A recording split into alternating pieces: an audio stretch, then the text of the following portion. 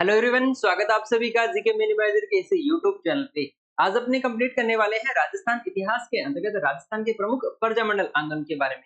तो प्रजामंडल से संबंधित अपने एग्जाम ओरिएंटेड जो फैक्ट है वो एक ही क्लास में अपने पूरा कवर करने वाले हैं। तो चलिए शुरुआत करते हैं। सबसे पहले देखिए कि प्रजामंडल का अर्थ क्या होता है। जैसा इसके नाम से स्पष्ट है, प्रजा मतलब जनता के द्वारा जो यहाँ पर आंदोलन किए गए हैं उनको अपने किस नाम से जानते हैं, प्रजामंडल के नाम से जानते हैं। तो शाब्दिक अर्थ क्या हुआ इसका कि प्रजा के द्वारा किए गए आंदोलन को अपने प्रजामंडल के नाम से जानते हैं। और इन जो प्रजामंडल जो आंदोलन हुए हैं उनके करने का क्या रीजन है, किन उद्देश्यों की प्राप्ति के लिए यहाँ पर प्रजामंडल आंदोलन हुए हैं। तो प्रमुख उद्देश्यों की बात करें तो उत्तरदायी शासन की मांग करना, की स्थापना करना और सरकार में स्थानीय लोगों की भागीदारी सुनिश्चित करने के लिए यहाँ पर क्या हुए हैं, प्रजामंडल आंदोलन हुए हैं। अब इससे रिलेटेड एक जो फैक्ट अपने एग्जाम की ओरिएंटेड है कि यहाँ पर है जो विशेष रूप से जो आंदोलन है जनता के द्वारा किए गए हैं, लेकिन यहाँ पर है जो कांग्रेस के द्वारा यहाँ पर है जो प्रजामंडल आंदोलन को समर्थन कब दिया गया था, एग्जाम में यही अपने लिए पूछा जाता है। तो कांग्रेस का एक 1938 में एक अधिवेशन हुआ था, हरिपुरा अधिवेशन। हरिपुरा अधिवेशन कहाँ हुआ था? गुजरात में। गुजरात राज्य में 1938 में कांग्रेस का एक अधिवेशन हुआ है जिसको अपने हरिपुरा अधिवेशन के नाम से जानते हैं। इस अधिवेशन के पश्चात ही कांग्रेस ने क्या किया था, प्रजामंडल आंदोलन को समर्थन दिया था। एग्जाम में यही पूछा जाता है अपने कि कांग्रेस ने प्रजामंडल आंदोलन को समर्थन कब दिया था? 1938 का कांग्रेस का हरिपुरा अधिवेशन में यहाँ पर समर्थन दिया था। दूसरा क्वेश्चन जो बनता है कि कांग्रेस का जो हरिपुरा जो अधिवेशन हुआ है उसकी अध्यक्षता किसके द्वारा की गई है? तो सुभाष चंद्र बोस के द्वारा इस आंदोलन की अध्यक्षता मतलब हरिपुरा जो अधिवेशन हुआ है 1938 का, उसमें जो अध्यक्षता की है यहाँ पर इसके द्वारा की गई है, सुभाष चंद्र बोस के द्वारा। तो इस स्लाइड से दो अपने एग्जाम में इंपॉर्टेंट क्वेश्चन बन सकते हैं कि कांग्रेस ने कब प्रजामंडलों को समर्थन किया, कांग्रेस का हरिपुरा अधिवेशन, और हरिपुरा अधिवेशन की अध्यक्षता किसके द्वारा की गई है? तो सुभाष चंद्र बोस के द्वारा। अब अपने देखेंगे राजस्थान के जो प्रमुख प्रजामंडल जो है उसको जिस वर्ष में स्थापित हुए हैं उसके हिसाब से, ताकि आपको पढ़ने में इजी हो। सारे अपने टेबल फॉर्मेट में इजी वे में सारा कंप्लीट करने वाले हैं। तो पहला जो आंदोलन है प्रजामंडल जो आंदोलन है या जो पहला प्रजामंडल है राजस्थान का वो कौन सा है? जयपुर प्रजामंडल। तो जयपुर प्रजामंडल जिसकी स्थापना कब हुई है? 1931 में।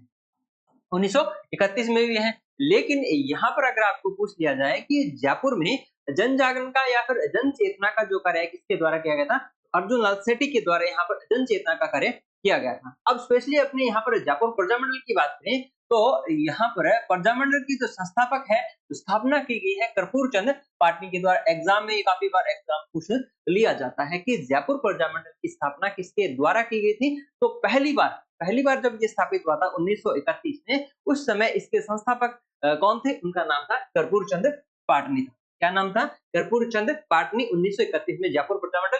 या फिर ये पूछ लिया जाए कि राजस्थान का पहला प्रजामंडल कौन सा था? जयपुर प्रजामंडल। कब स्थापित हुआ है? 1931 में। संस्थापक का क्या नाम है? कर्पूर चंद पाटनी। अब नेक्स्ट बात करें, यह तो संस्था थी या जो जयपुर जो प्रजामंडल था 5 वर्ष तक निष्क्रिय रहा, मतलब यह किसी भी प्रकार का कार्य नहीं कर रहा था। इसीलिए 1936 में इसी जो यहाँ पर जयपुर प्रजामंडल है उसका क्या किया गया था? पुनर्गठन किया गया। क्या किया गया था? पुनर्गठन किया गया। और किसके द्वारा किया गया? जमनालाल जी बजाज के द्वारा। जमनालाल जी बजाज के द्वारा 1936 में इस प्रजामंडल का क्या किया गया था? पुनर्गठन। 5 वर्ष बाद, मतलब ये जो 5 वर्ष जो संस्था थी ये किसी भी प्रकार का या फिर एक प्रकार से निष्क्रिय संस्था थी, उसको वापस से गठित किसके द्वारा किया गया है? जमनालाल जी बजाज के द्वारा। कब किया गया? 1936। अब जब इसका पुनर्गठन किया गया था उस समय जो अध्यक्ष बनाए गए हैं चिरंजी लाल मिश्र, और इसके मंत्री थे हीरालाल जी शास्त्री, और पुनर्गठनकर्ता कौन थे? जमनालाल जी बजाज। उससे पहले अपने एक चीज और देख लेते हैं कि प्रजामंडल से संबंधित सबसे ज्यादा जो क्वेश्चन अपने एग्जाम में पूछे जाते हैं, एक तो पूछा जाता है अपना स्थापना वर्ष पूछा जाता है, और साथ साथ में संस्थापक है या फिर अध्यक्ष के बारे में पूछ लिया जाता है। दो तरह के एग्जाम में अपने प्रजामंडल से संबंधित सबसे ज्यादा क्वेश्चन पूछे जाते हैं। तो अपना जो मेन फोकस रहेगा प्रजामंडल से संबंधित इन दो अपने बोल सकते हैं टॉपिक्स पे रहेगा, किसी भी पर्टिकुलर प्रजामंडल से संबंधित। पहला कि इसका स्थापित कब हुआ है, कोई भी पर्टिकुलर अपना जो प्रजामंडल है उसकी स्थापना कब हुई है, स्थापना वर्ष ज्यादातर उसका पूछा जाता है। दूसरा, इसके संस्थापक कौन है या फिर पहले अध्यक्ष कौन है, ज्यादातर अपने एग्जाम में यही क्वेश्चन पूछे जाते हैं तो कम से कम 2 चीजें तो आपको हर प्रजामंडल से संबंधित याद होनी ही चाहिए। चलिए अब वापस आ जाते हैं अपने जयपुर प्रजामंडल। तो इसका पुनर्गठन किसके द्वारा किया गया है? जमनालाल जी बजाज के द्वारा। अध्यक्ष इसको बनाया गया है चिरंजी लाल मिश्र को और मंत्री हीरालाल जी शास्त्री। अब और इसका जो प्रथम जो अधिवेशन हुआ है कब हुआ है? 8 और 9 मई 1938 को। और प्रथम अधिवेशन की जो अध्यक्षता है वो किसके द्वारा की गई? यहाँ पर है जमनालाल जी बजाज के द्वारा। जमनालाल जी बजाज के द्वारा। साथ-साथ में 10 मई 1938 को कस्तूरबा गांधी ने महिलाओं की एक सभा को क्या किया है? संबोधित किया है। अब जब यहाँ पर जमनालाल जी बजाज के नेतृत्व में इस प्रजामंडल का जो पहला जो अधिवेशन हुआ था तो उसमें काफी यहाँ पर जनता का सहयोग मिला था। इसलिए जयपुर रियासत ने इस प्रजामंडल को क्या कर दिया गया था? पाबंदी लगा दी या फिर इस पर रोक लगा दी गई थी। इसके द्वारा? जयपुर रियासत के द्वारा। इसलिए जयपुर प्रजामंडल ने इसका विरोध किया था तथा सत्याग्रह का यहाँ पर क्या किया? प्रारंभ कर दिया गया था। लेकिन फिर भी यहाँ पर जमनालाल जी बजाज को तो यहाँ से निष्कासित भी कर दिया गया था, लेकिन फिर भी यहाँ पर जन चेतना के लिए जमनालाल जी बजाज वापस कहाँ पर आए थे? जयपुर में आए थे और उनको क्या कर दिया गया था? बाद में गिरफ्तार कर लिया गया था। इस प्रजामंडल के जो प्रमुख जो कार्यकर्ता है जिनमें एक है जमनालाल जी बजाज है, हीरालाल जी शास्त्री है, चिरंजी लाल जी मिश्र है, उनको सभी को क्या कर लिया गया था? गिरफ्तार कर लिया गया। तो ये एक पहला पेज अपने बोल सकते हैं किससे संबंधित? प्रजामंडल से संबंधित। अब इस प्रजामंडल का जो एक एक्स्ट्रा पार्ट अपने देखेंगे एग्जाम ओरिएंटेड वो है जेंटलमैन एग्रीमेंट। कौन सा है? Gentleman agreement. उसी दौरान एक आपको ये भी ध्यान रखना है कि इसका एक तीसरा अधिवेशन हुआ है। एग्जाम में ये भी पूछ लिया जाता है इसका एक तीसरा अधिवेशन जो हुआ है वो कहां पर हुआ था? सीकर में। कब हुआ था? 1941 में। और 1942 में जमनालाल जी बजाज की क्या हो गई थी? मृत्यु भी हो गई। बजाज की मृत्यु। तो यहाँ तक अपने भारत छोड़ो आंदोलन से पहले तक अपना जयपुर रियासत से संबंधित इंपॉर्टेंट अपने एग्जाम के फैक्ट यहाँ तक अपने कवर हो जाते। अब नेक्स्ट जो अपना है जेंटलमैन एग्रीमेंट। जेंटलमैन एग्रीमेंट जो हुआ है 17 सितंबर 1942 को। 1942 को जो भारत छोड़ो आंदोलन है उसी दौरान यह एग्रीमेंट हुआ है। किसके मध्य हुआ है? ये भी एग्जाम में पूछ लिया जाता है कि जयपुर के तत्कालीन प्रधानमंत्री जिनका नाम था मिर्जा इस्माइल और हीरालाल जी शास्त्री के मध्य जेंटलमैन एग्रीमेंट कब हुआ है? 1942 में हुआ है। और किन के बीच में है? जयपुर के तत्कालीन प्रधानमंत्री जिनका नाम था मिर्जा इस्माइल और यहाँ पर प्रजामंडल से संबंधित जो प्रमुख नेता है जिनका नाम है हीरालाल जी शास्त्री। इनके बीच में यहाँ पर जेंटलमैन एग्रीमेंट हुआ है। इसकी दो प्रमुख शर्तें हैं जो अपने एग्जाम के लिए इंपॉर्टेंट रहने वाली है। पहली कि जयपुर रियासत है उत्तरदायी शासन की स्थापना करेंगे और प्रजामंडल स्थापना का मुख्य उद्देश्य भी क्या है? उत्तरदायी शासन। या फिर यहाँ की जो प्रशासनिक जो व्यवस्था है उसमें स्थानीय प्रतिनिधित्व को भी भाग लेने का मौका दिया जाएगा। उसको अपने अपने क्या बोल सकते हैं? उत्तरदायी शासन। दूसरी जो यहाँ पर कंडीशन है कि प्रजामंडल है भारत छोड़ो आंदोलन में भाग नहीं लेगा। सबसे मेन इंपॉर्टेंट इस समझौते से संबंधित या फिर जेंटलमैन एग्रीमेंट से संबंधित दो इंपॉर्टेंट फैक्ट अपने लिए दो मुख्य शर्तें हैं। पहला कि यहाँ पर उत्तरदायी शासन की मांग की स्थापना उत्तरदायी शासन की स्थापना की जाएगी और जो प्रजामंडल है वो किसमें भाग नहीं लेगा? भारत छोड़ो आंदोलन में भाग नहीं लेगा। तो ये एक प्रकार से ये इस प्रकार की थी एक कूटनीति थी। मतलब यहाँ पर जो प्रजामंडल है उसको कमजोर करने का एक रास्ता अपने बोल सकते हैं जिसको अपने जेंटलमैन एग्रीमेंट के नाम से जानते हैं। उसके पश्चात में अपने बात करें कि इसमें जब यहाँ पर जेंटलमैन एग्रीमेंट हुआ था उसके तहत जो यहाँ पर भारत छोड़ो आंदोलन में भाग नहीं लेने का यहाँ पर समझौता किया गया तब यहाँ पर एक आजाद मोर्चे की क्या हुई है? गठन हुए हैं। आजाद मोर्चे की स्थापना हुई है। इस प्रजामंडल के जो कुछ कार्यकर्ता थे जो इस जेंटलमैन एग्रीमेंट के तहत जो एक शर्ती भारत छोड़ो आंदोलन में भाग नहीं लेने से संबंधित उससे ये संतुष्ट नहीं थे तो उन्हीं में से एक था जिनका नाम था बाबा हरिश्चंद्र। क्या नाम था? बाबा हरिश्चंद्र। तो प्रजामंडल के असंतुष्ट कार्यकर्ताओं ने जो इस जेंटलमैन एग्रीमेंट से संतुष्ट नहीं थे उन्होंने बाबा हरिश्चंद्र के नेतृत्व में इसका गठन किया था तथा भारत छोड़ो आंदोलन में भाग लिया। भारत छोड़ो आंदोलन में भाग लिया था कहने का मतलब है कि जो प्रजामंडल है जो पहले उत्तरदायी शासन की स्थापना के लिए प्रयत्न कर रही है जेंटलमैन एग्रीमेंट के पश्चात में ये दो भागों में डिवाइड हो जाती है। एक तो वो जो जेंटलमैन एग्रीमेंट को एक प्रकार से एग्री कर रहे हैं और कुछ ऐसे हैं जो यहाँ पर एग्री नहीं कर रहे हैं। उन्हीं कार्यकर्ताओं ने यहाँ पर एक और नया संगठन बना लिया जिसको अपने किस नाम से जानते हैं? आजाद मोर्चा। और इसके प्रमुख जो कार्यकर्ता है या जो प्रमुख नेतृत्व करता है उनका क्या नाम है? बाबा हरिश्चंद्र। अब जब यहाँ पर प्रमुख रूप से जो प्रजामंडल है वो अपने दो भागों में डिवाइड हो गया जिससे वह यह क्या कमजोर हो गया था। अब उसके पश्चात में 1945 में नेहरू जी के कहने पर आजाद मोर्चा का प्रजामंडल में क्या कर लिया गया था, विलय कर लिया गया था, दोनों को वापस से एक कर लिया गया। उसके बाद में इससे संबंधित एक और है कि जब यहाँ पर 1942 में जमनालाल जी बजाज की मृत्यु हो गई थी, तो यहाँ पर 1944 में एक जो अधिवेशन हुआ था, उसकी अध्यक्षता किसके द्वारा, जानकी देवी बजाज, जो जमनालाल जी बजाज की पत्नी ही, उन्होंने इस अधिवेशन की क्या की थी, अध्यक्षता की थी। लास्ट में 1946 में जयपुर के प्रधानमंत्री के एम मुंशी ने जयपुर में उत्तरदायी शासन की क्या कर दी थी, घोषणा कर दी थी। मतलब यहाँ का जो प्रतिनिधित्व है उत्तरदायी शासन के तहत अपने बोल सकते हैं कि यहाँ की जो प्रशासनिक जो व्यवस्था है उसमें स्थानीय लोगों की भागीदारी सुनिश्चित कर दी गई थी। तो इसके तहत एक नाम आता है मुख्य रूप से देवी शंकर जी तिवारी का। इसका देवी शंकर जी तिवारी का 1943 में जमनालाल बजाज की याद में उन्होंने एक तो लोकवाणी नामक समाचार पत्र का प्रकाशन किया है। तो एक अपना ये फैक्ट यहाँ पर भी कवर हो जाता है कि लोकवाणी समाचार जो पत्र है उसके मुख्य संपादक या फिर किन के द्वारा यहाँ पर संपादित किया जाता था, प्रकाशित किया जाता था, तो देवी शंकर जी तिवारी। 1946 में इन्हें जयपुर रियासत में गैर सरकारी मंत्री बनाया गया था। मतलब यहाँ के इनको प्रशासनिक व्यवस्था या फिर यहाँ की जो विधानसभा है उसमें इनको प्रतिनिधित्व दिया गया था, उनको मंत्री बनाया गया था। कालांतर में इन्हें आरपीएससी का अध्यक्ष भी बनाया गया और आरपीएससी का जो सबसे लंबा कार्यकाल है अध्यक्ष के तौर पर वो भी किसका है, देवी शंकर जी तिवारी का है। तो ये था अपना जयपुर प्रजामंडल या फिर राजस्थान का पहला प्रजामंडल, जिसके बारे में एग्जाम रिलेटेड जो फैक्ट बनते हैं वो सारे अपने यहाँ पर देख चुके हैं। नेक्स्ट और दूसरा जो यहाँ पर प्रजामंडल है बूंदी प्रजामंडल। कब है बूंदी प्रजामंडल? 1931 में अपना पहला प्रजामंडल जयपुर की स्थापना हुई है और उसके बाद में बूंदी प्रजामंडल की स्थापना कब हुई है, 1931 में। तो 1931 से संबंधित अपने दो प्रमुख जो प्रजामंडल है जयपुर और बूंदी, इसकी स्थापना संस्थापक ध्यान में रखने हैं आपको। इसका संस्थापक हो कांतिलाल जी जैन। बूंदी प्रजामंडल से संबंधित अपना यही मेन फैक्ट बनता है कि इसकी स्थापना 1931 में, मुख्य संस्थापक कौन है, कांतिलाल जी जैन। और यहाँ पर बूंदी में राजनीतिक चेतना का जो कार्य है पंडित नैनूराम जी शर्मा के द्वारा। पंडित नैनूराम जी कोटा, बूंदी और हाड़ौती तीनों प्रजामंडल जो पढ़ेंगे उसमें विशेष रूप से नाम किसका आएगा, पंडित नैनूराम जी शर्मा। मतलब हाड़ौती जो क्षेत्र है वहां पर राजनीतिक चेतना का जो प्रमुख कार्य है के द्वारा किया गया था पंडित नैनूराम जी शर्मा के द्वारा। और यहाँ पर बूंदी प्रजामंडल की जो स्थापना है 1931 में किसके द्वारा की गई थी, कांतिलाल जी जैन के द्वारा।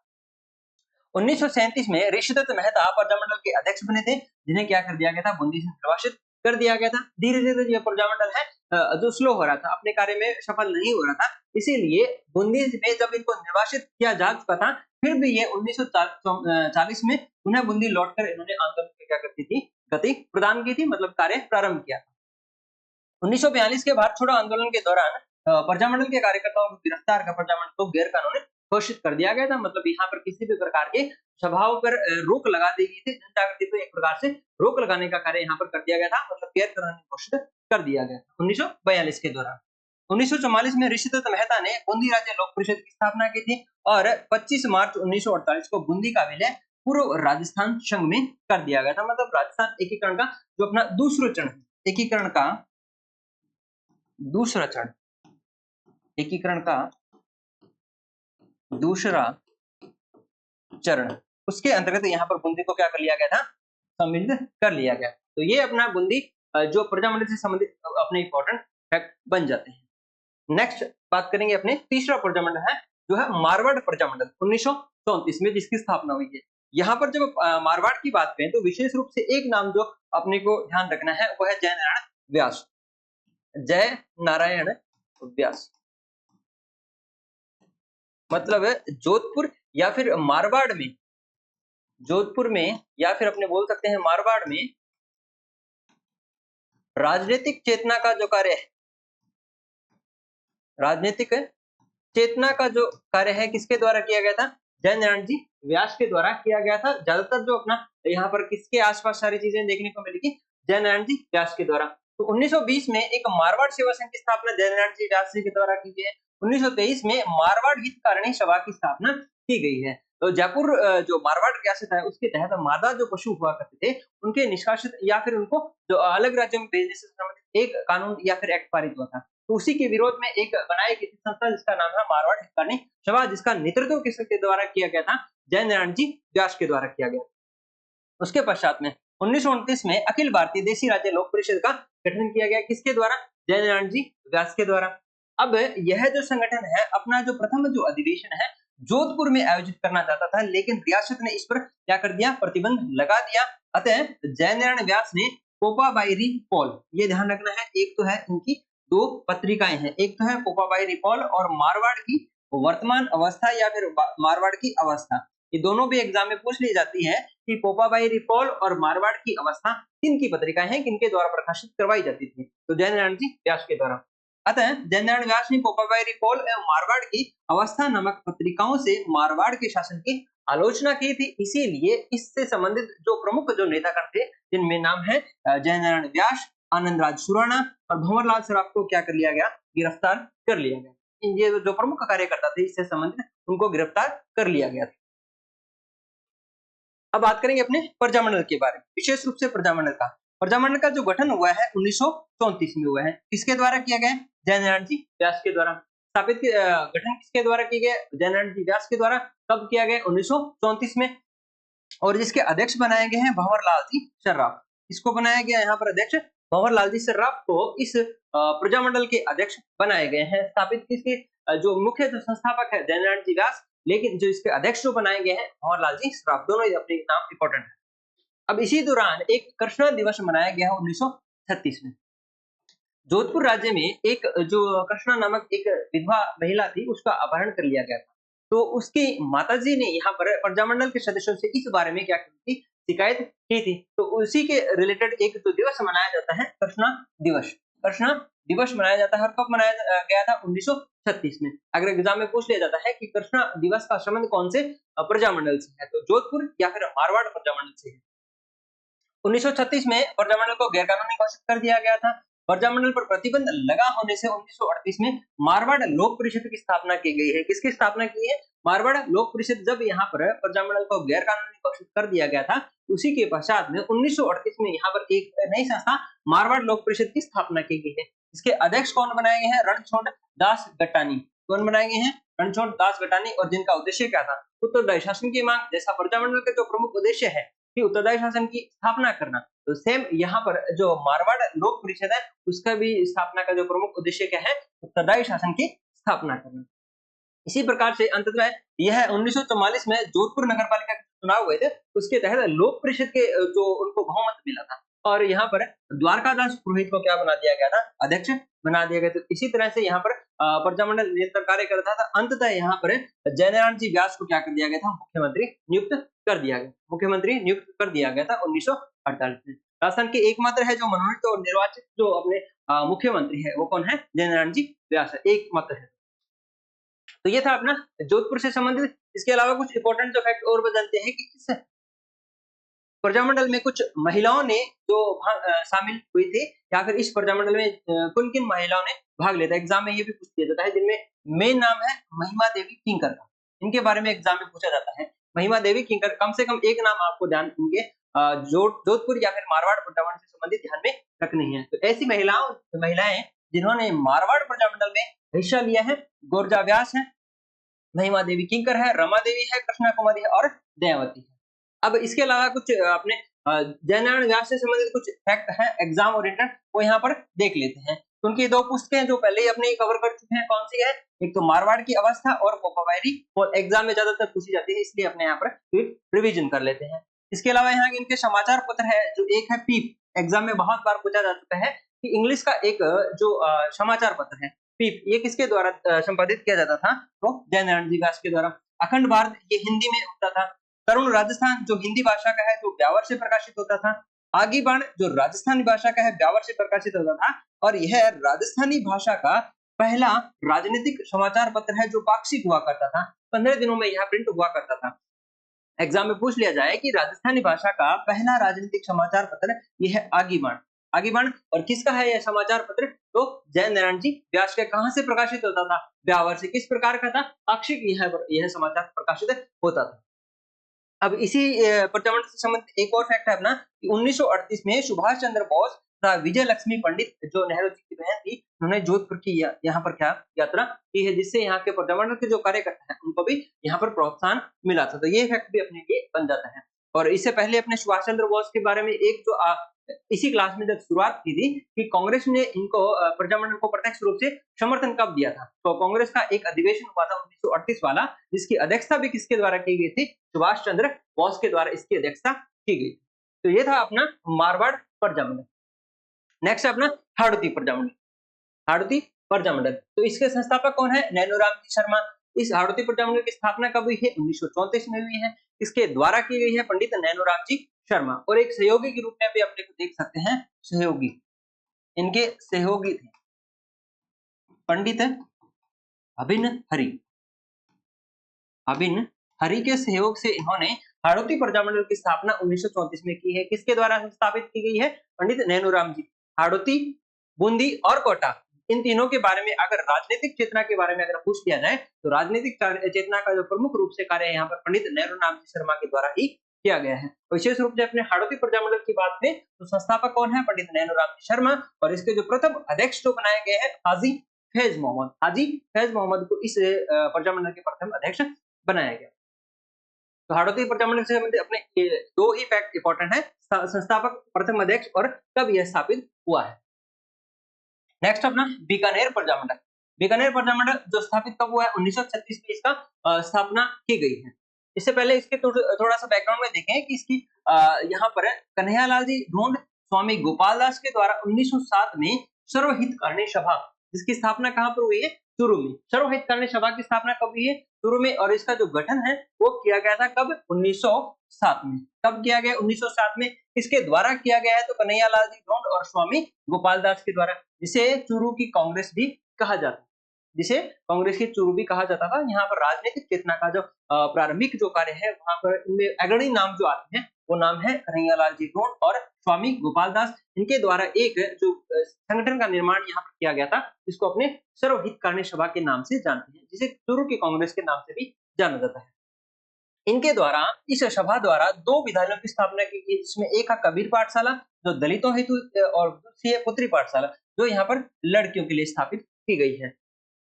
अब यहाँ पर इन्हीं के द्वारा 26 जनवरी 1930 को स्वामी गोपाल दास और चंदनलाल बहड़ ने चूरू के धर्मस्तूप पर भारतीय तिरंगा झंडा फहराया था। तो ये इंपॉर्टेंट है कि जो तिरंगा झंडा है 1930 में चूरू में फहराया गया था। किसके द्वारा फहराया गया था, स्वामी गोपाल दास और चंदनलाल जी बहड़ के द्वारा। इसी दौरान 1931 में दूसरे गौल में जो सम्मेलन हुआ था, उसके दौरान बीकानेर महाराजा गंगा सिंह के खिलाफ बीकानेर दिग्दर्शन नामक पर्चे बांटे गए।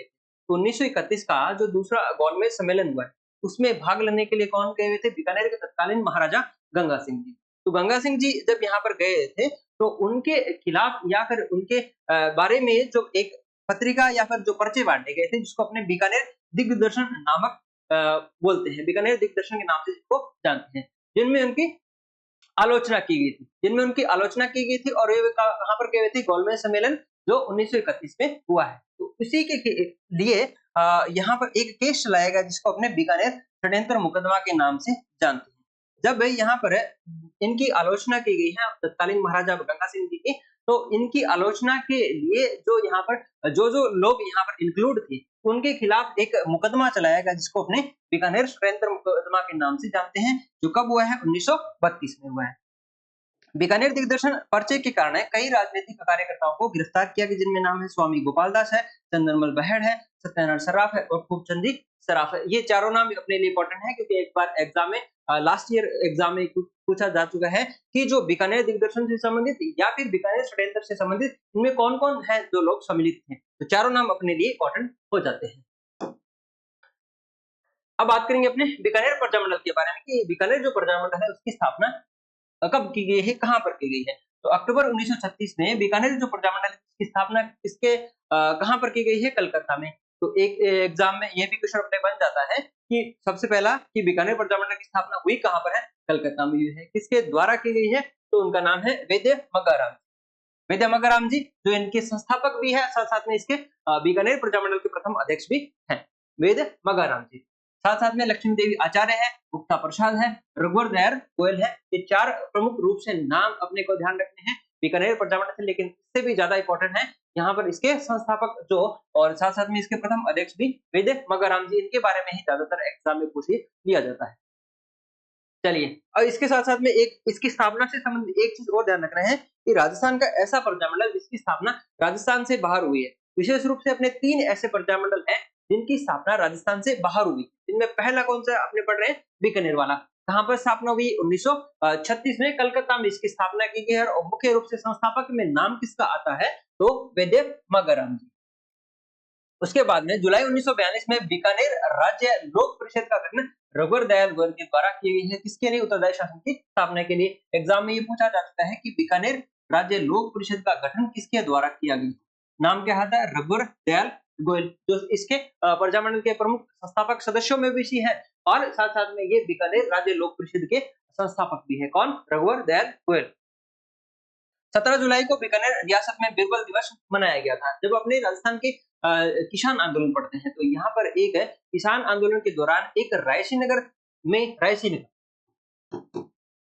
रायसी है नगर है जो वर्तमान में कहाँ पर है? अनूपगढ़ जिले में। अनूपगढ़ जिले में 1 जुलाई को यहाँ पर एक सभा का आयोजन किया गया था। किसानों की एक सभा का आयोजन किया गया था जिसमें गोलेबारी में एक यहाँ कर प्रमुख कार्यकर्ता जिनका नाम था बीरबल, ये क्या हो गए थे? शहीद हो गए थे। तो उनकी याद में यहाँ पर एक जो दिवस मनाया जाता है जिसको बीरबल दिवस के नाम से जानते हैं। कब मनाया गया था? 17 जुलाई को।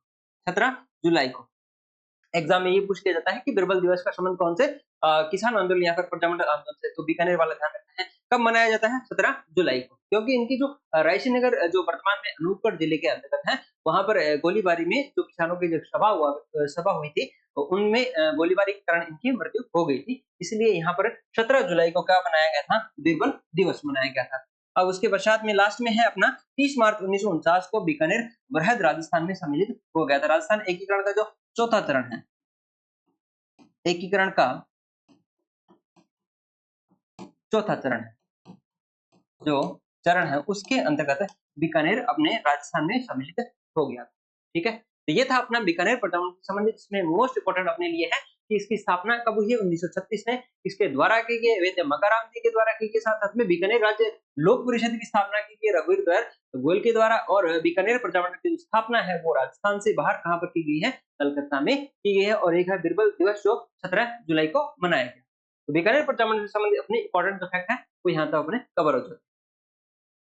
नेक्स्ट अपना धौलपुर प्रजामंडल। कौन सा? धौलपुर प्रजामंडल। इसकी भी स्थापना कब हुई है? 1936 में हुई है। 1936 में हुई है।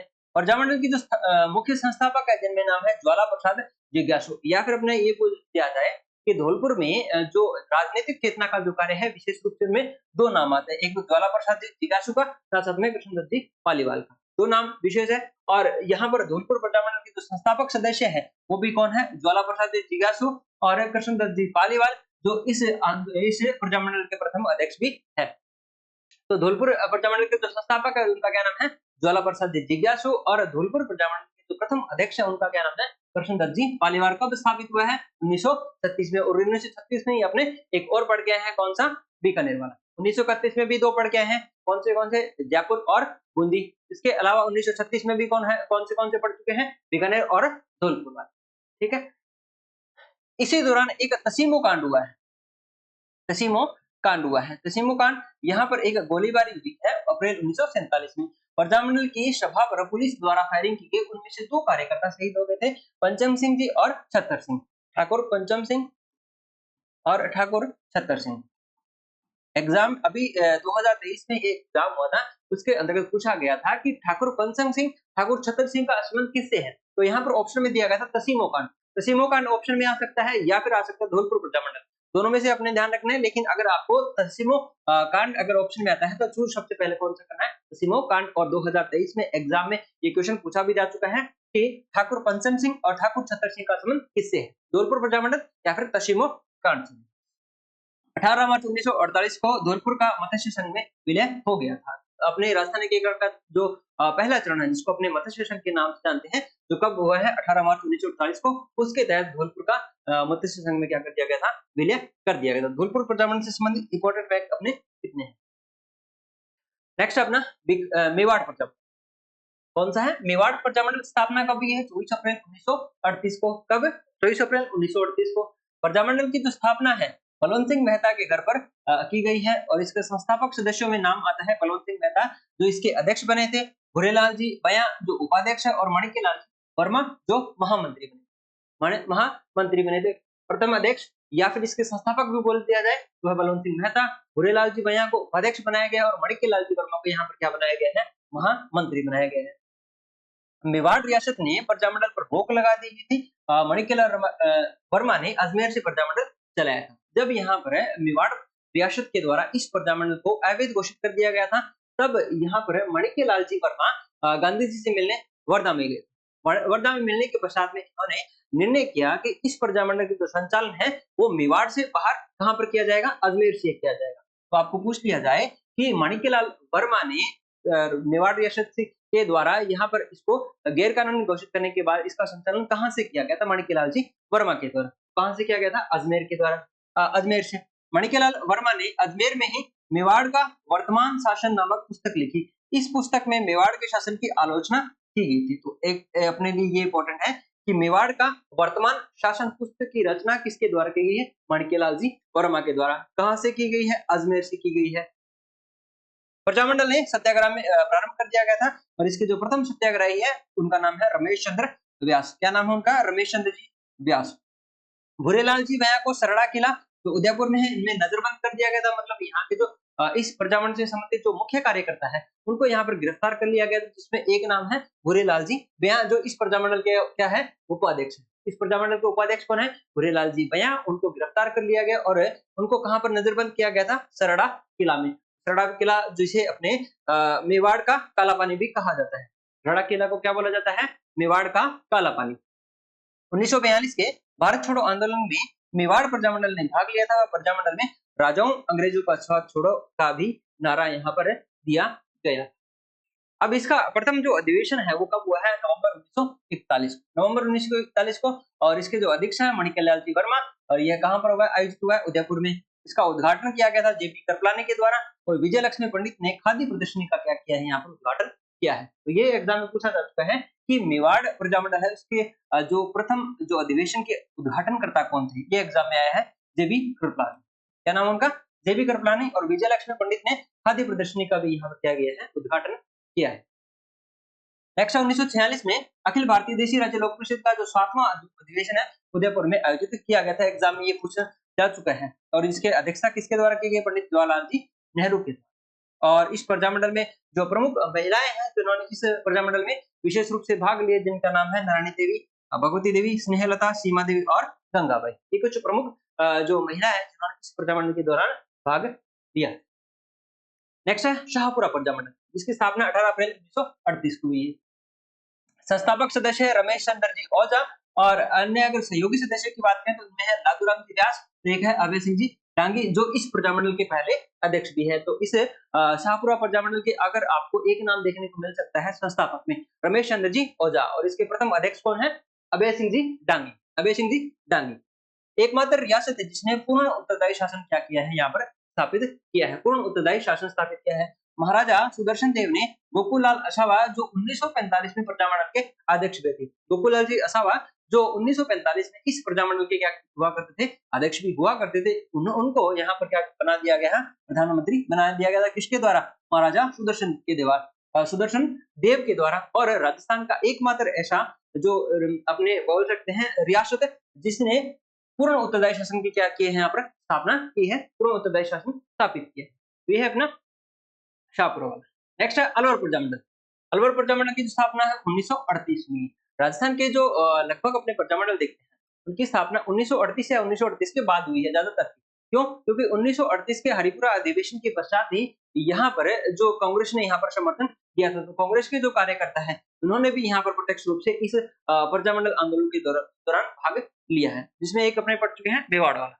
नेक्स्ट अपना अलवर वाला। अलवर के जो प्रजामंडल है उसके संस्थापक है हरिनारायण जी शर्मा। क्या नाम है, हरिनारायण जी शर्मा।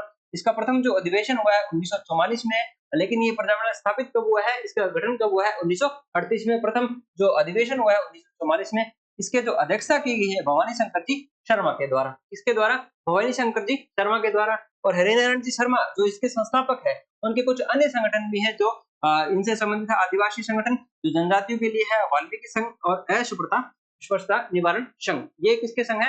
हरिनारायण शर्मा जो अलवर प्रजामंडल की क्या है? संस्थापक सदस्य है। नेक्स्ट अपना भरतपुर प्रजामंडल। भरतपुर प्रजामंडल की स्थापना कब हुई है? 1938 में। कब हुई है? 1938 में हुई है। कहां पर है इसकी स्थापना? रेवाड़ी हरियाणा में। रेवाड़ी हरियाणा में मतलब है राजस्थान का दूसरा ऐसा अपने बोल सकते हैं प्रजामंडल जिसकी स्थापना राजस्थान से बाहर हुई है। पहला अपने पढ़ के आए हैं बीकानेर वाला, इसकी स्थापना कहां पर हुई थी? कोलकाता में 1936 में।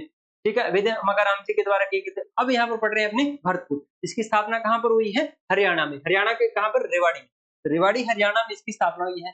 संस्थापक कौन है? जुगल किशोर जी चतुर्वेदी, जिन्हें अपने क्या बोलते हैं? राजस्थान का नेहरू बोलते हैं। राजस्थान का नेहरू, तो राजस्थान का नेहरू कौन है? जुगल किशोर जी चतुर्वेदी, जिनके द्वारा भरतपुर प्रजामंडल की स्थापना कहां पर की गई है? रेवाड़ी हरियाणा में की गई है। गोपीलाल जी यादव को यहाँ पर क्या बनाया गया है? अध्यक्ष बनाया गया है। मास्टर आदित्येंद्र नाथ को कोषाध्यक्ष और किशनलाल जी सोनी इनके जो संस्थापक सदस्य हैं। रियासत ने प्रजामंडल का पंजीकरण करने से मना कर दिया, अतः प्रजामंडल ने आंदोलन प्रारंभ कर दिया गया। लेकिन 1940 में 1940 में यहाँ पर जो प्रजामंडल है उनके और रियासत के बीच में क्या हुआ गया? समझौता हो गया था। उसके पश्चात में कालांतर में 19 प्रजामंडल का जो पंजीकरण है किस नाम से किया गया? भरतपुर प्रजा परिषद के नाम। भरतपुर प्रजा परिषद के नाम से इसका क्या कर दिया गया था? नामकरण या फिर इसका पंजीकरण कर दिया गया। प्रथम जो अधिवेशन हुआ है दिसंबर 1940 में भरतपुर में हुआ है। भरतपुर शासक है किशन सिंह द्वारा उत्तरदायी शासन की मांग को समर्थन देने के कारण राजगद्दी से हाथ धोना पड़ा था। ये इंपॉर्टेंट लाइन है, एग्जाम में ये पूछी जा भी चुकी है कि राजस्थान का ऐसी कौन सी रियासत है जिनको उत्तरदायी शासन की मांग को स्वीकार करने के लिए अपनी राजगद्दी से हाथ धोना पड़ा था? ये है भरतपुरा। और तत्कालीन शासक कौन हुआ करते थे? किशन सिंह जी। किशन सिंह जी को अंग्रेजों के द्वारा हटा दिया गया और उनके स्थान पर अल्पवयस्क ब्रजेंद्र सिंह को यहाँ पर गद्दी पर बिठा दिया गया। इसलिए ये जो वयस्क थे उनके लिए यहाँ पर इस रियासत के शासन कार्य को संचालित करने के लिए यहाँ पर एक नए प्रशासक के रूप में कौन आए थे? डेक्कन मैकेंजी।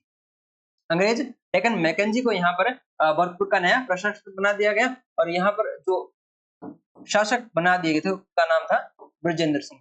तत्कालीन शासक जिनको हटा दिया गया था उनका नाम था किशन सिंह जी, क्योंकि इन्होंने रियासत में उत्तरदायी शासन की मांग को क्या कर दिया था? समर्थन दे दिया गया था, स्वीकार कर लिया था। इसलिए उनको राजगद्दी से अपना हाथ धोना पड़ा था। एग्जाम में भी क्वेश्चन आ चुका है। अंततः दिसंबर 1947 में प्रजा परिषद के गोपीलाल जी यादव, मास्टर आदित्येंद्र नाथ, ठाकुर देशराज और हरिदत्त को क्या बना दिया गया? मंत्री बना दिया गया। तो ये था अपना भरतपुर प्रजामंडल। नेक्स्ट अपना करौली प्रजामंडल। करौली प्रजामंडल जिसकी स्थापना हुई है 1938 में। कब हुई है? 1938 में। यहाँ पर पूर्ण सिंह व मदन सिंह जिन्होंने राजनीतिक चेतना का संचार किया है, इन्होंने दोनों ने किसान आंदोलन का क्या किया है? संचालन किया है। तो दोनों नाम इंपॉर्टेंट है अपने, पूर्ण सिंह और मदन सिंह। पूर्ण सिंह और मदन सिंह जिन्होंने करौली में अपना राजनीतिक चेतना का संचार किया, साथ साथ में किसान आंदोलन का भी संचालन किया है। अब अपने बात करें अगर करौली प्रजामंडल संस्थापक सदस्यों के बारे में, तो इसके संस्थापक सदस्य है त्रिलोक चंद्र जी माथुर। ये इंपॉर्टेंट है, ज्यादातर यही क्वेश्चन अपने एग्जाम में पूछे जाने की संभावना है। संस्थापक कौन है? त्रिलोक चंद्र जी माथुर। 18 मार्च 1948 को करौली मत्स्य संघ में शामिल हो गया। मत्स्य संघ मतलब राजस्थान के एकीकरण का जो पहला चरण है उसके अंतर्गत करौली सम्मिलित हो गया। दो चीजें ध्यान रखनी है, एक तो करौली प्रजामंडल की स्थापना कब हुई है? 1938 में। इसके संस्थापक कौन है? त्रिलोक चंद्र जी माथुर। और 18 मार्च 1948 को करौली मत्स्य संघ में शामिल हो गया। नेक्स्ट अपना कोटा प्रजामंडल। कोटा प्रजामंडल जिसकी स्थापना कब हुई है? 1939 में। कब हुई है? 1939 में। और जब अपने बूंदी पढ़ के आए थे और हड़ौती पढ़ के आए, उसी के दौरान एक चर्चा की थी कि यहाँ पर जो राजनीतिक चेतना का जो संचार है वो किसके द्वारा? पंडित नैनूराम शर्मा के द्वारा किए गए हैं। तो कोटा प्रजामंडल जिसकी स्थापना 1939 में, इसके संस्थापक सदस्य कौन है? पंडित नैनूराम शर्मा और अभिन हरि। पंडित नैनूराम शर्मा और अभिन हरि जो इसके संस्थापक सदस्य हैं। प्रथम अधिवेशन की जो अध्यक्षता है वो किसके द्वारा की गई है? पंडित नैनूराम जी शर्मा के द्वारा। किसके द्वारा? पंडित नैनूराम जी शर्मा के द्वारा जो कोटा प्रजामंडल का जो पहला जो अधिवेशन हुआ है 1939 में मांगरोल में। मांगरोल में 1939 में इसका जो प्रथम अधिवेशन हुआ है उसकी अध्यक्षता पंडित नैनूराम शर्मा के द्वारा की गई है। और 1940 का जो कोटा में अधिवेशन उसकी अध्यक्षता किसके द्वारा की गई है? अभिन हरि के द्वारा की गई है।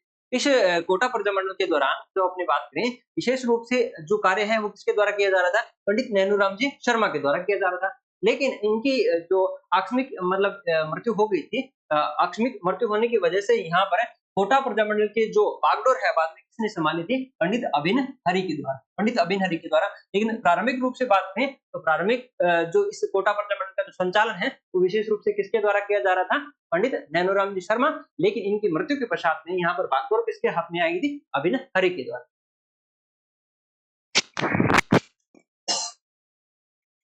यहाँ पर एक महिला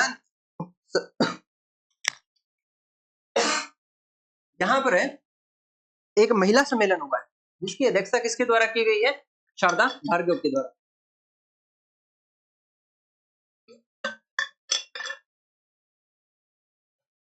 कोटा प्रजामंडल में जो महिला सम्मेलन हुआ है उसकी अध्यक्षता किसके द्वारा की गई है? शारदा भार्गव के द्वारा। इसके द्वारा शारदा भार्गव के द्वारा यहाँ पर इस महिला सम्मेलन की अध्यक्षता की गई है। भारत छोड़ो आंदोलन के दौरान मतलब 1942 में भारत छोड़ो आंदोलन के दौरान तिरंगे के साथ जुलूस निकाल रहे छात्रों एवं जनता पर पुलिस द्वारा गोली चलाने से जनता उत्तेजित हो गई और उसने कोतवाली व घर पर उस पर तिरंगा फहरा दिया था। अंततः 1948 में कोटा महाराव ने अभिन हरि के नेतृत्व में लोकप्रिय सरकार बनाने का निर्णय किया था, लेकिन पूर्व राजस्थान संघ की प्रक्रिया प्रारंभ होने से यह क्रियान्वित नहीं हो सकी थी। कोटा प्रजामंडल के अपने संस्थापक सदस्यों के बारे में विशेष रूप से ध्यान रखना, साथ साथ में महिला सम्मेलन की जो अध्यक्षता है शारदा भार्गव के द्वारा, ये अपने एग्जाम के लिए इंपॉर्टेंट है। कुछ 3 इंपॉर्टेंट और अपने प्रजामंडल है। पहला है किशनगढ़ प्रजामंडल, इसकी स्थापना कब हुई है? 1939 में। संस्थापक कौन है? कांतिलाल जी चौथानी। और इसके जो प्रथम अध्यक्ष है वो कौन है? जमान शाह। किशनगढ़ प्रजामंडल के जो प्रथम अध्यक्ष कौन है? जमान शाह। और इसके जो संस्थापक सदस्य जिनका नाम है कांतिलाल जी चौथानी। नेक्स्ट अपना सिरोही प्रजामंडल। कौन सा? सिरोही प्रजामंडल। 1934 में इसकी जो स्थापना है वो कहां पर हुई है? बॉम्बे में। तो एक बात और आपके दिमाग में आ रही होगी, राजस्थान का अपना तीसरा ऐसा जो प्रजामंडल पढ़ रहे हैं जिसकी स्थापना राजस्थान से बाहर हुई। पहला आपने पढ़ के है बीकानेर वाला, इसकी स्थापना कहां पर हुई थी? कोलकाता में हुई। दूसरा आपने पढ़ा था भरतपुर, इसकी स्थापना कहां हुई? रेवाड़ी में हुई थी। और तीसरा अपना राजस्थान का तीसरा ऐसा प्रजामंडल जिसकी स्थापना है यहाँ पर कहां पर हुई है? बॉम्बे में। कब हुई है? 1934। अब अपने सिरोही की बात करें तो सिरोही जो है तो सिरोही के आसपास का जो क्षेत्र है आदिवासी क्षेत्र है। यहाँ पर जो विशेष रूप से राजनीतिक चेतना का जो कार्य है एक तो है मोतीलाल जी तेजावत के द्वारा, और गोविंद गिरी। मतलब आदिवासी जो क्षेत्र है उसमें विशेष रूप से राजनीतिक चेतना का जो कार्य है, वो किसके द्वारा किया गया था? प्रारंभ में गोविंद गिरी और मोतीलाल जी तेजावत के द्वारा। उसी के बाद में यहाँ पर सिरोही के कुछ जो जिनमें बात करें वर्दी शंकर जी त्रिवेदी, इन्होंने मुंबई में 1934 में पहली बार सिरोही प्रजामंडल की स्थापना की थी। लेकिन अब विशेष रूप से बात करें तो इसके संस्थापक सदस्यों में तो जिनका नाम आता है गोकुल भाई भी भट्ट। क्या नाम है? गोकुल भाई भट्ट, जिन्हें अपनी क्या बोलते हैं? राजस्थान का गांधी 1939 में। तो इससे सिरोही प्रजामंडल की जो पहली बार स्थापना हुई है 1934 में वो मुंबई में हुई है, जो वर्दी शंकर जी त्रिवेदी के द्वारा की गई है। लेकिन जो 1939 में यहाँ पर जो गोकुल भाई भट्ट के द्वारा इस प्रजामंडल की क्या की गई है? स्थापना की गई है 1939 में। ठीक है, तो 3 अपने ऐसे प्रजामंडल पढ़ चुके हैं जिनकी स्थापना राजस्थान से बाहर हुई। 26 जनवरी 1950 को सिरोही का राजस्थान में विलय हो गया था। और इसके अलावा सिरोही का जो विलय है वो 2 चरणों में है। अपने राजस्थान एकीकरण की तरह अंतर्गत पढ़ते हैं कि राजस्थान का एकीकरण का जो छठा चरण और 7वां चरण दोनों में ही यहाँ पर सिरोही का विलय हुआ है। जो छठा चरण है जो 26 जनवरी 1950 को हुआ था, उसके अंतर्गत सिरोही का लगभग जो भाग है जिनमें आबू और दिलवाड़ा छोड़ दिया जाए, बाकी जो भाग है वो तो राजस्थान में सम्मिलित हो गया था। लेकिन अंततः या फिर पूरा अपने सिरोही की बात करें तो अबू दिलवाड़ा सहित जो भाग है वो राजस्थान में 1 नवंबर 1956 को ही सम्मिलित हुआ था। ठीक है, तो सिरोही प्रजामंडल के बारे में ध्यान रखना है कि पहले तो इसकी स्थापना 1934 में मुंबई में हो गई थी, लेकिन 1939 में यहाँ पर गोकुल भाई भट्ट के द्वारा सिरोही में सिरोही प्रजामंडल की स्थापना की गई थी। नेक्स्ट अपना कुशलगढ़ प्रजामंडल, इसकी 1942 में स्थापना हुई है और इसके संस्थापक है भंवरलाल जी निगम। क्या नाम है उनका? भंवरलाल जी निगम इसके संस्थापक है। बांसवाड़ा प्रजामंडल, 1943 में जिसकी स्थापना हुई है और जिसके संस्थापक हैं भूपेंद्र नाथ जी त्रिवेदी, मणिशंकर जी नागर, दुलजी भाई भावसर। लेकिन एक इम्पोर्टेंट है अपने संस्थापक हैं भूपेंद्र नाथ जी त्रिवेदी। बांसवाड़ा प्रजामंडल 1943 और इसके जो प्रथम अध्यक्ष हैं जिनका नाम है विनोद चंद्र कोठारी। विनोद चंद्र कोठारी इसके प्रथम अध्यक्ष है। और अगर संस्थापक पूछ लिया जाए भूपेंद्र नाथ जी त्रिवेदी। और कब स्थापित हुआ है? 1943 में। चलिए नेक्स्ट अपना डूंगरपुर प्रजामंडल। डूंगरपुर प्रजामंडल जिसकी स्थापना हुई है अगस्त 1944 में। संस्थापक हैं भोगीलाल जी पांड्या जिन्हें वागड़ का गांधी बोला जाता है। वागड़ का गांधी कौन है? भोगीलाल जी पांड्या। तो अभी अपने लास्ट अपना सिरोही पढ़ के आए। सिरोही पढ़ के आए हैं, उसके अंतर्गत देखा था आपने कि राजस्थान का गांधी किसको बोलते हैं? गोकुल भाई भट्ट को। राजस्थान का गांधी कौन है? राजस्थान का गांधी गोकुल भाई भट्ट। गोकुल भाई भट्ट को क्या बोला जाता है? राजस्थान का गांधी। वागड़ का गांधी कौन है? भोगीलाल जी पांड्या। एक और ध्यान रखना है आपको, चिड़ावा का गांधी, चिड़ावा का गांधी मास्टर प्यारेलाल। मास्टर प्यारेलाल को क्या बोला जाता है? मेवाड़ चिड़ावा का गांधी। तो तीनों फैक्ट अपने को ध्यान रखने हैं, किसी भी तरीके से एग्जाम में पूछ लिया जाए। पहला आपने देखा कि वागड़ का गांधी भोगीलाल जी पांड्या, राजस्थान का गांधी गोकुल भाई भट्ट और चिड़ावा का गांधी कौन है? मास्टर प्यारेलाल। तीनों एक साथ में ध्यान रखने हैं। अब वापस जाते हैं अपने डूंगरपुर प्रजामंडल। स्थापना कब हुई? अगस्त 1944 में। संस्थापक कौन है? भोगीलाल जी पांड्या, और जिन्हें अपने वागड़ का गांधी बोलते हैं। और इनके सहयोगी है हरिदेव जी जोशी और गौरीशंकर जी उपाध्याय। इसी दौरान एक रास्तापाल घटना हुई। रास्तापाल घटना हुई कब हुई है? 18 जून 1947 को।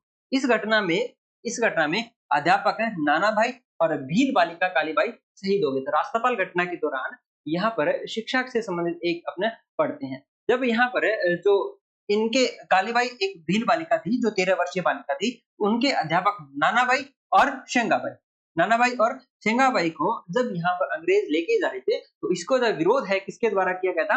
कालीबाई के द्वारा किया गया था। इसीलिए नानाबाई और भील बालिका जो कालीबाई है उनको गोली मार दी गई, जिसके ये शहीद हो गए। तो इन दोनों की जो मूर्तियां हैं वर्तमान में ज्ञापसागर तालाब डूंगरपुर के पास स्थित है। साथ साथ में इस घटना में एक अन्य अध्यापक शेंगाबाई शहीद हो गए थे। बालिका शिक्षा के स्कूटी वितरण से संबंधित भी कालीबाई का नाम आता है, तो वो भी अपने लिए इंपॉर्टेंट हो जाता है। तो रास्तापाल घटना जो 18 जून 1947 को घटित हुई है।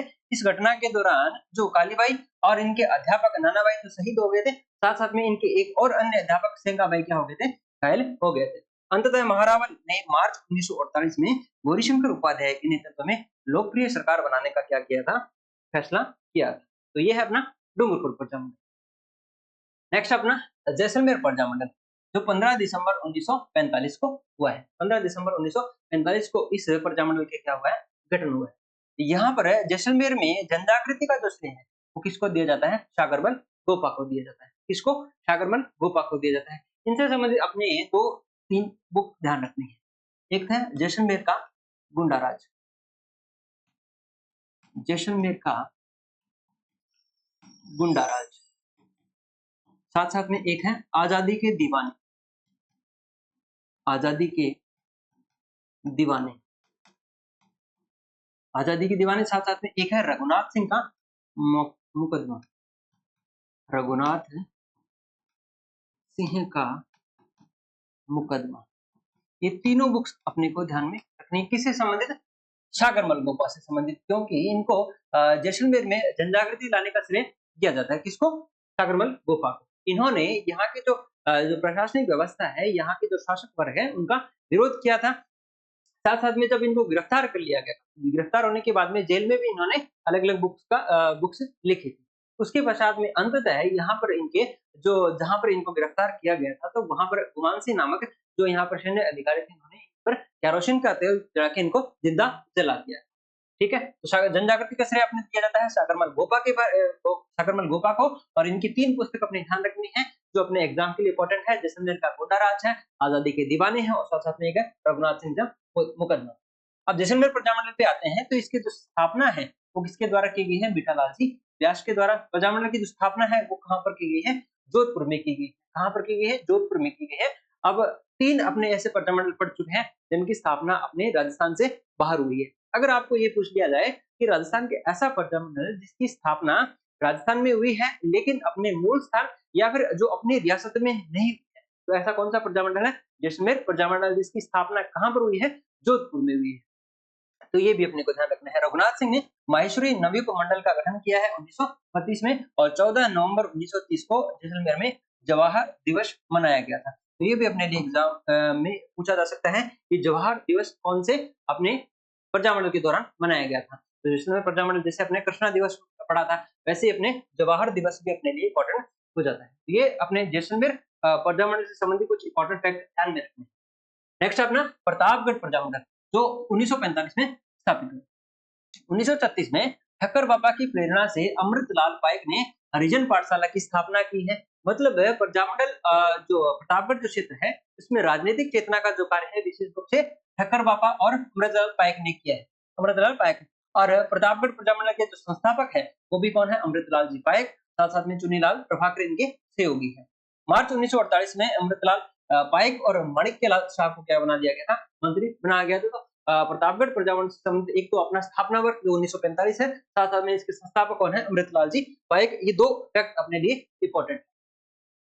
नेक्स्ट है अपना झालावाड़ प्रजामंडल, तो 25 नवंबर 1946 को इसकी स्थापना हुई है। संस्थापक है मंगीलाल जी भवे। तो झालावाड़ प्रजामंडल के संस्थापक कौन है? मंगीलाल जी भवे, और इनके सहयोगी है मकबूल आलम, कन्हैयालाल जी मित्तल। राजराणा हरिश्चंद्र के नेतृत्व में उत्तरदायी शासन स्थापित किया गया और राजस्व में प्रधानमंत्री बना था मंगीलाल भव्य, और कन्हैयालाल जी को क्या बनाया गया था? मंत्री बना दिया गया था। तो राजस्थान का अगर आपको अंतिम प्रजामंडल पूछ लिया जाए, राजस्थान का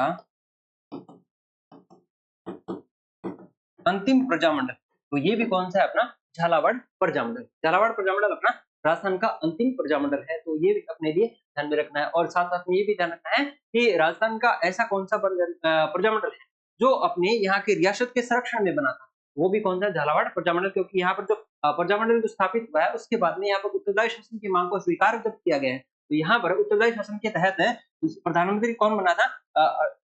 राजा समय बन गया था, और यहाँ पर जो प्रजामंडल के जो कार्यकर्ता है उनको यहाँ पर क्या बना दिया गया था? मंत्री बना दिया गया।